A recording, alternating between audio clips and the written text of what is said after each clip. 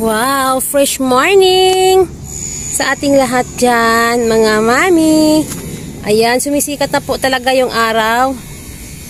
Andito ako ngayon sa aking rooftop garden.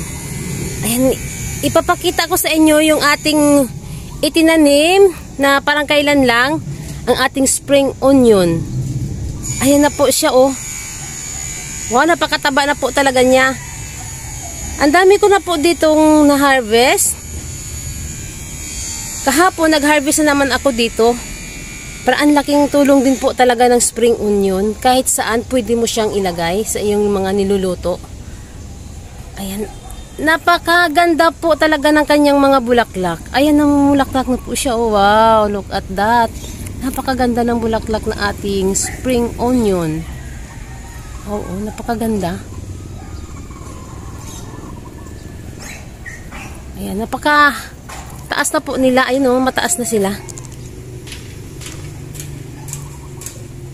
Meron akong napansin sa aking spring onion na nagkakaroon po pala sila ng mga buto.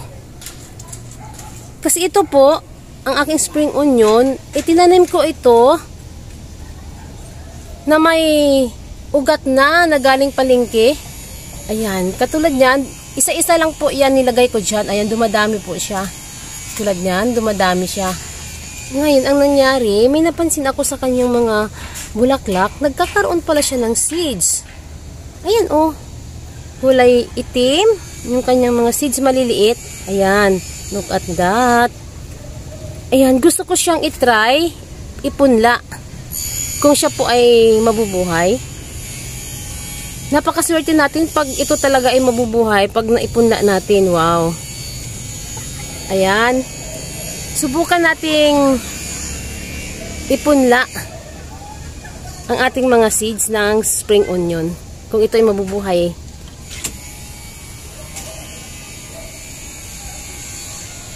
Ayan, napakaganda po ng kanilang mga dahon. Napakalusog.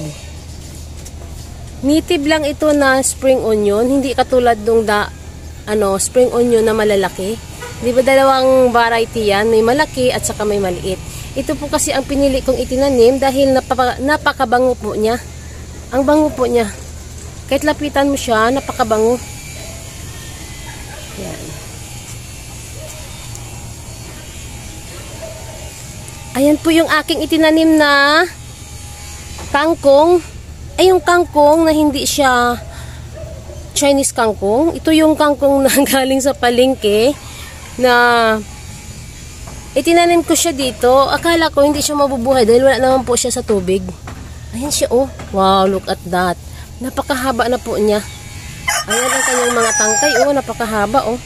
Ayan. Ayan. Sa susunod na araw, mag-try tayo magtanim ng madami na kangkong. Dahil wala naman po tayong kangkungan. Wala tayong tubig dito na pagtataniman. Pwede pala sa paso lang. Ayan, magtanim tayo niyan. Napakagandang kangkong. Ilalagay natin yan sa sinigang. Isang paso lang po yan. Sumubok lang po akong magtanim ng kangkong sa isang paso. Ayan, nabuhay po pala talaga siya. Ayan, oh. Ayan. Parang isang lutuan na ito, ah. Pag meron tayong isisigang dahil na humaba na po siya. Ayan, oh. Napakahaba na po niya. Ayan, sa susunod na araw, pipitasin na natin yan. Bibili tayo ng pangsigang na bangus. Bangus ang ating ilagay dyan. Ayan, ganda talaga ng araw ngayon. Napakaliwanag na, hindi na po umulan. Ayan, sumikat na ang araw. Ang aking mga manok, nag-iingay na. Mapakainin ko na yan sila maya-maya. Ayan. Ayan sila. Ito yung aking mga bagong tanim na mga pichay. Ayan sila sa baba. Ayan. Maliliit pa lang po sila. Pero, yung iba, malalaki na. Harvestin na po natin yung mga dyan, yung mga malalaki na. At magtatanim tayo ulit dahil may naipunla tayo doon. May bago tayong punla ng mga pichay. Hindi po talaga ako nawawala ng pichay. Yan po talaga ay pagkatapos kong mag-harvest, magtatanim ako ulit ng pichay dahil napakalaking tulong po ang pichay sa atin. Dahil kahit saan pwede natin siyang isahog sa mga nilaga or kahit sa sardinas, pwede yan, sarap yan. Ay, dito sa baba, medyo maliliit pa lang sila.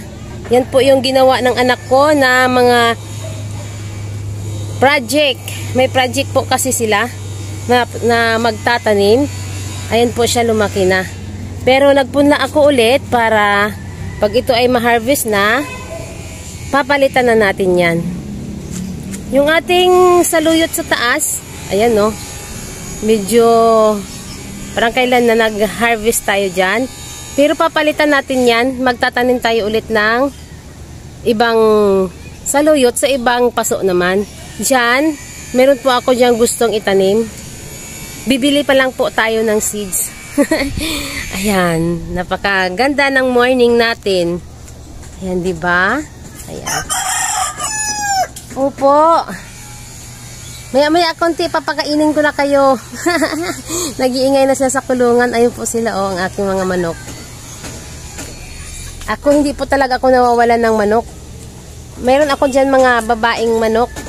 Papaitlogin yan. Pero yung iba, syempre, kakatayin na lang at niluto na namin yun. Ayan yung ating mga spring onion. At saglit at anhin pala natin yan. Pipitasin na natin itong ating ipupunla na spring onion. Ayan. At ipupunla na natin ngayon.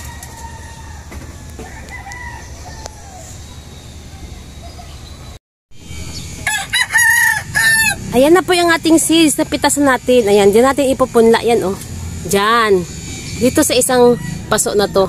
Dahil dito, may nakapunla po dyan. Ayan. Ayan, at ipupunla na natin. Ayan na po yung seeds na ating spring onion, oh. Yung kulay itim, ayan. Yung ibang hirap po kasi siyang biyakin.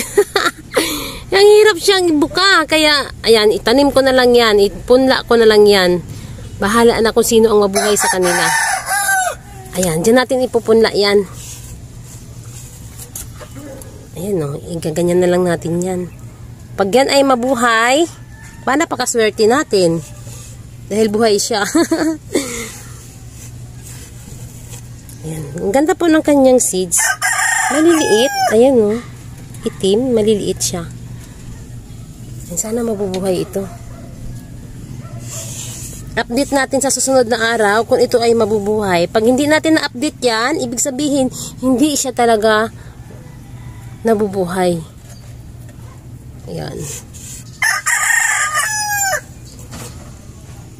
Yan, wow. Tatabunan na natin yan ng lupa. Kunting lupa lang, itatabon natin dyan. Kukuha tayo dito sa aking konti lang, dyan tayo kukuha. Oh, mayroon ako dyan na ipunla ng mga saluyot. Ayan, kukuha tayo ng konti lang dyan kasi parang madami naman tong lupa ng ating saluyot. Ayan. Tatakpan na lang natin. Kinamay-kamay ko na. Hindi naman ako maarti. Ay! Ayan. Pag may mga talaga, pag nagtatanim talaga ako ng madami, nagagloves ako kasi nakakasugat din naman yung ibang lupa. Kasi may mga compost pa tayo na ilalagay dyan, na may mga halo-halo na pong nabubulok. Kaya, yan. Yan, ganyan lang. Dandahan. Hindi na natin masyadong maibaon para yung seeds ay lalabas agad. Ayan. Yung aking mga dyan, oh. Pichay. Kailangan ko na po yan i-transfer. Naulanan po kasi kaya yung iba natumba na. Ayan, didiligan natin yan.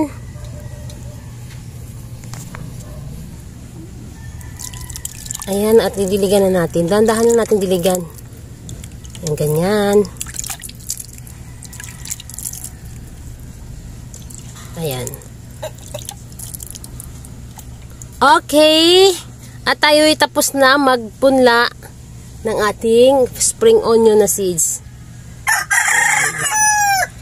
Thank you sa inyong mga walang sawang panonood dito sa aking mga vlog. Please subscribe my channel, In Thy Name's Rooftop Garden. Thank you po.